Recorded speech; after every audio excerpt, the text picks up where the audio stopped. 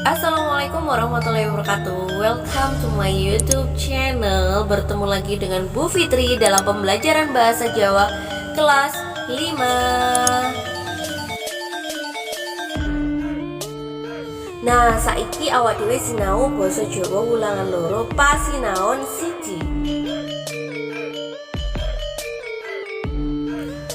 Pawarta yaiku kedadéan nyata kang diandharake utawi pawarta disebut berita.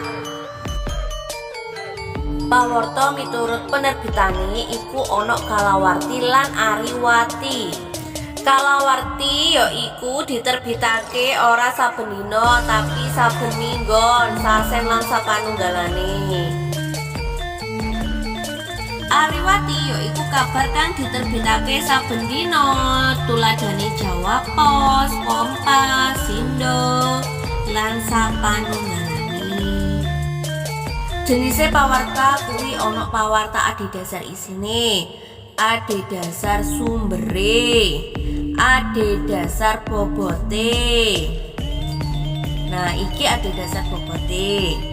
Terus ana adhedhasar sumbere warta.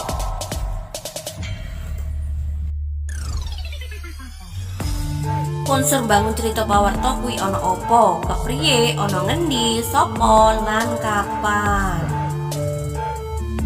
Saiki tugase nomor 1 apa tegese pawarta, nomor 2 sebutna apa wae jenis pawarta, nomor 3 sebutna apa wae unsur pembangun. Cekap semanten matur nuwun. Salam semangat lan prestasi. Wassalamualaikum warahmatullahi wabarakatuh.